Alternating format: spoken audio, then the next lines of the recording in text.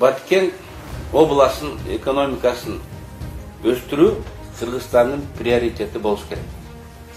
Бул мамлекеттин жеринин кол тийбестиги, элинин биримдигин күчөтө турган фактор болуш керек.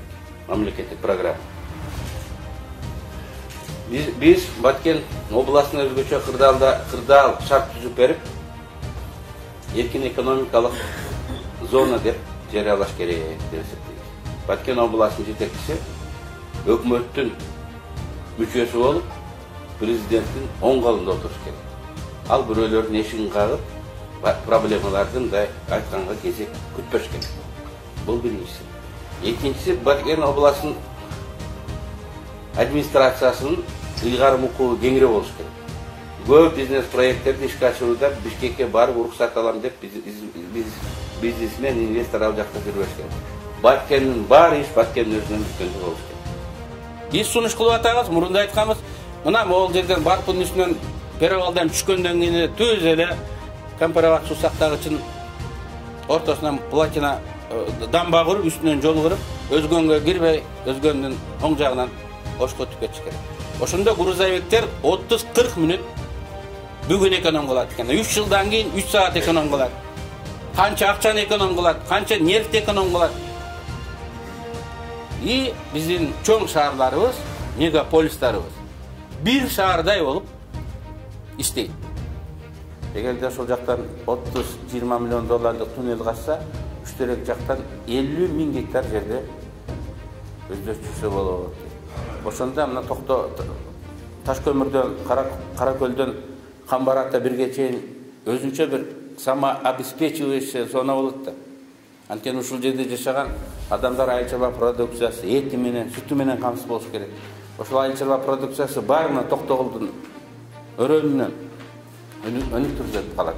50 000 гектар деген жерде канча жумуш орундары ачылат. Зона отдыхалар ачылат. Bir жылда эле тиги олигархтарыбыз 100 миллион доллар куспадыбы.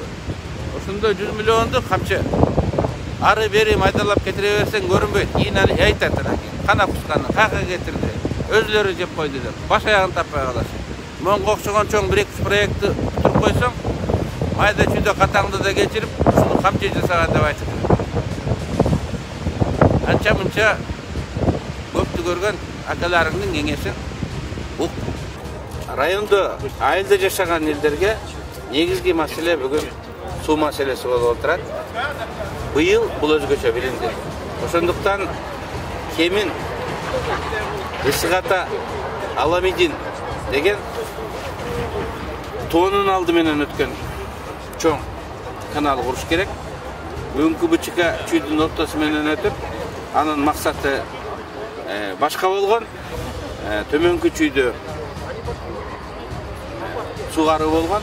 Ал эми суу агып чыгып аткан тоо зонасы суу пайдалана албай турат. Атамекен партиясынын негизги принциби өзүбүздө болгон байлыкты биринчи кезекте биз пайдаланышыбыз керек. Суу ресурсубуз бизден акканы менен 10% пайдаланат. Чүй өрөөнүндө дагы суулар жердин алды менен да, үстү менен да Казакстанга өтүп кетип жатат. Канал куруу менен жер алды менен Казакстанга кетип аткан сууну токтотушубуз керек. Чүй өрөөнүн суу менен камсыз кылышыбыз керек. Ошондо чүмдүүлүк өсөт, ошондо дыйкандар бакубат жашашат. Кытайдын экономикасы биздин регион менен Кыргызстан аркылуу гана байланышат. Воротасы бизде.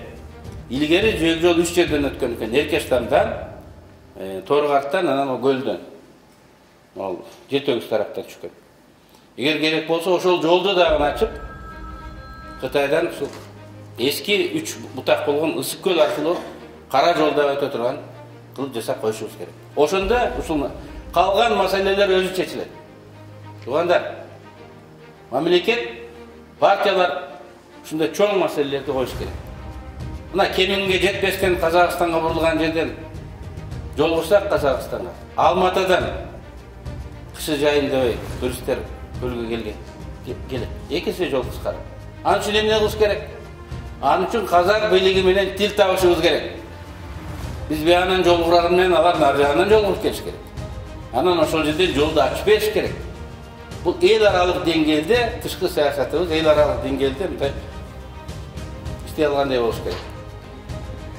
Мен Кыргызстандын президент болуу ниетимде силерге, урматтуу талашчы туугандар, бүгүн ушул жерде жарыялайм.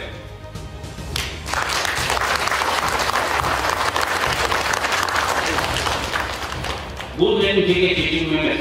Бул эл менен кеңешкенден кийинки партиянын чечими. Анткени биз өлкө үчүн, анын келечеги үчүн жоопкербиз. Жарым жолда таштап койгонго укугубуз жок. Бүгүнкү парламенттик шайлоо мындан 5 жылдан кийин боло турган президенттик шайлоо кампаниясынын башталышы.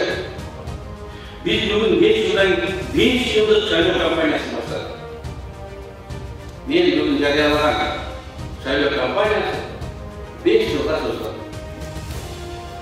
Biz 5 yıldan keyin olduran президенттик шайлоо кампаниясы. Бирок 5 жылда күтүп отура бербесе, кокусунан кезекти шайлоо болуп кетсе, эртеңгиге да үрүшүнгө да даяр турушубуз керек.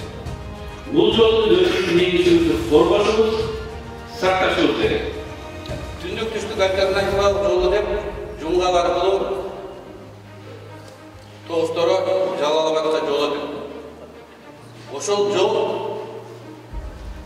сиздердин район аркылуу ушул шаарда өтөт. Бул эмне берет? Кыргызстан тупик жерде турат. Евразия континентинин ортосунда, тоонун ортосунда. Биз ошол жолду ачсак, Кыргызстан транзиттик өлкөгө айланат. Биздин проект Торгат Казарман Жалал-Абад темир жолу болуп, Кыргыз экономикасын Инд океанынан Атлантикага, Тынч океанга чыгарыш. Ошондо нарын, мен буга токтолуп атам, нарын эң четки түпкүрдөгү регион эмес, тогуз жолдун тому болгон жол боюндағы транзиттик регионга айланат.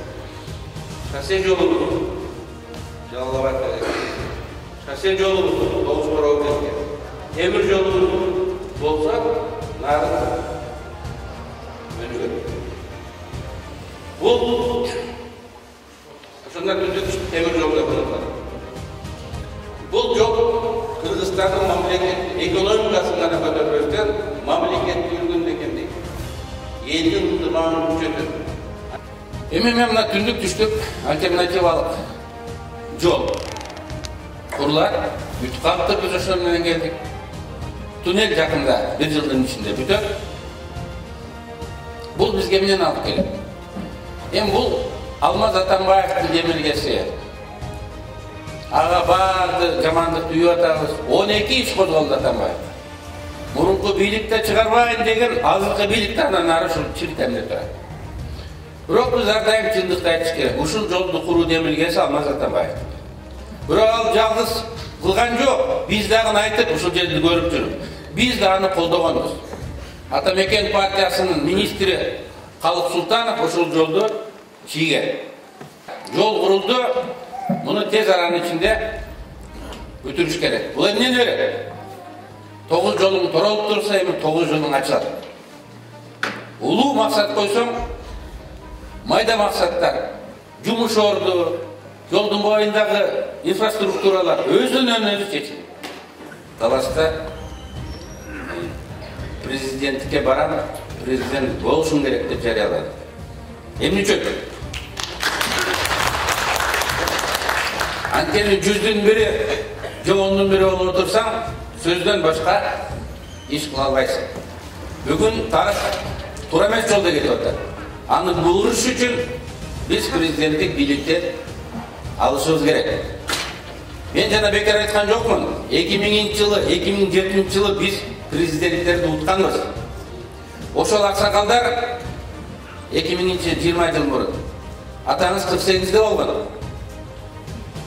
Биздин добуш берип жүргөн адамдардын алды 90-га жетти. Алардын балдары неберелер жүрөт. Биз утканбыз. Ошол эртикти жасаган адамдардын баары азыр карысы дагы тирүү. Алар чарчашты, чалыкты, көңүлү калды, алданды, эч ким ишенбей калды. Бирок мен бүгүн сиздер аркылуу бүтүндөй 2000-жылы мага добуш бергендерге, 2007-жылы ата мекенге добуш берген шайлоочуларга кайрылат. Тургула, бириктиле, чыйралагыла. Мен билем сиздер барсыздар. Birikсек күч болобуз. Birikсек тарыхты өзгөртөбүз.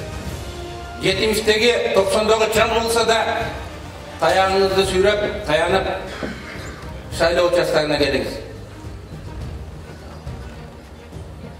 Бизге башка эч ким келип бербейт. Бүгүн ата мекенден башка ишеничтүү, тарыхы бар, тамыры бар, ачык конкреттүү программасы бар, башка партия жок. Мен аны сөзүмдүн башында эле айттым. Ошондуктан келиңиздер туугандар. Дагы бир жолу элдик жасайлы. Ата мекенди Кыргызстандын тарыхын туура багытта курайлы.